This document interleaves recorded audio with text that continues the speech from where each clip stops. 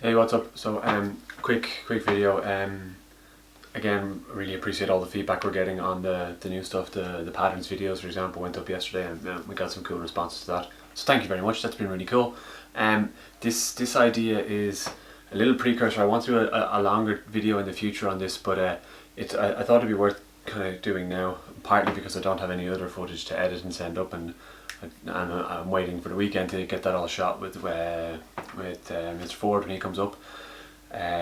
But this one got me thinking about learning and how we learn and how we think and what we do and this sort of stuff, you know.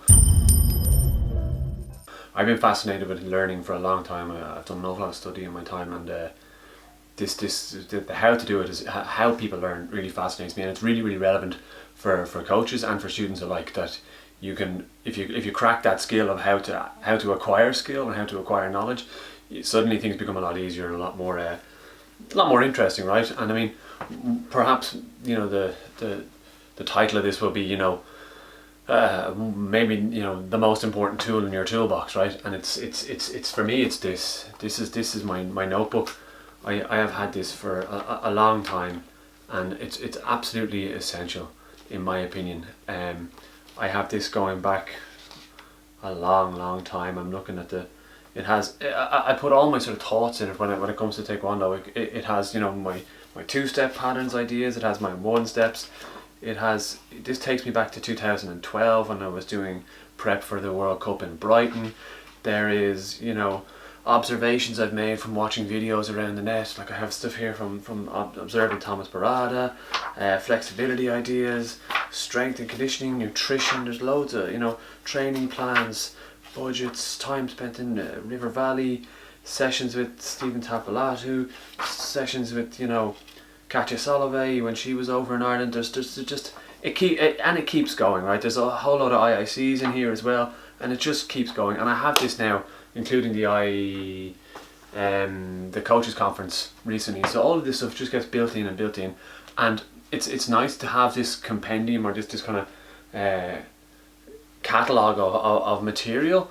But what's really useful for is actually how we learn and how we collect knowledge, right?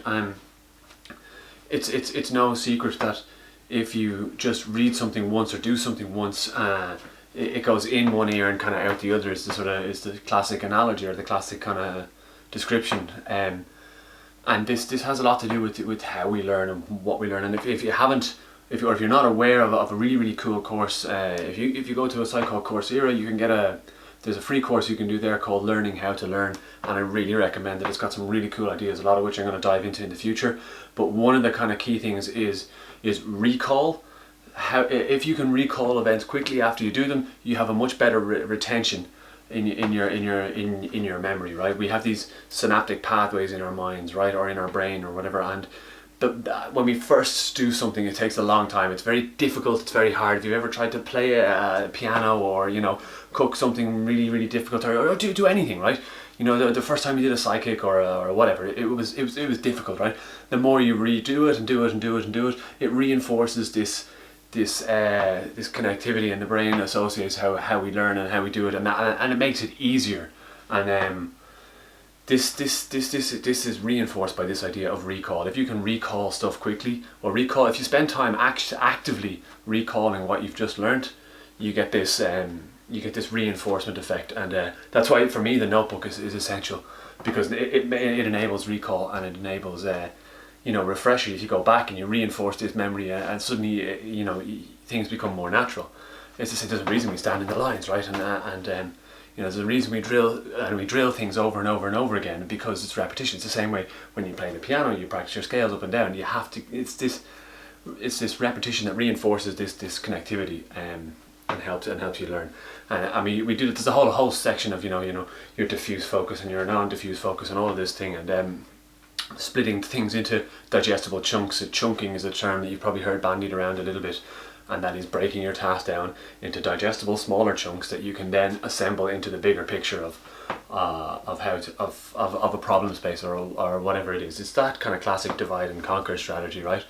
But again, for me, the thing that I really want to just touch on this one, and it's only a really short one, is is to do with skill acquisition in martial arts and the sort of strategy. You look at something, you scan over it, you say, okay, let's take apart, you take apart your first pattern, for example. You say, you look at it, you understand, you see your instructor do it once, or you read the encyclopedia or whatever, and you glance over and you get an idea of it.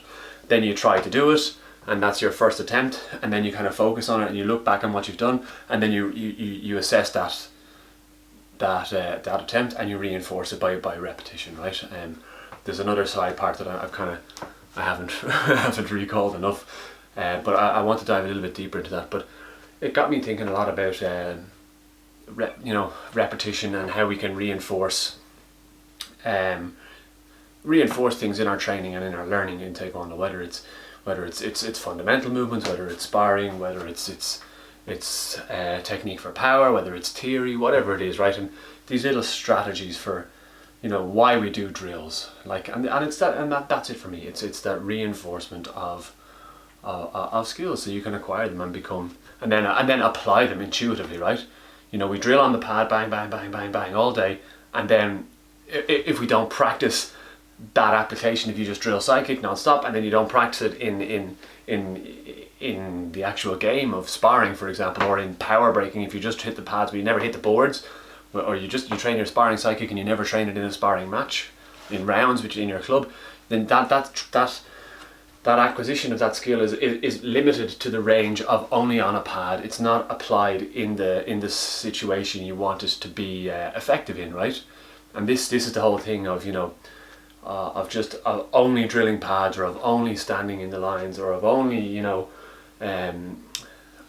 of not actually applying it in what you want. It's in the scenario that you want it to be effective in. So I think that's that final step, is to apply it in that step, in that situation that you want it, your drills to be effective, right? You can't just drill on the pads in isolation and then expect them to translate into whatever your field is, whether it's sparring or technical or power or whatever, right? So you have to do it in the game situation, and there's loads of cool stuff around this, and it's a really fascinating topic. I really want to dig in further and much deeper into this. I'm definitely, I have a few people I want to talk to about that, and you know who you are. So yeah, hopefully we'll get a few more conversations. So, but I'm curious what people think. I mean, this is an interesting topic.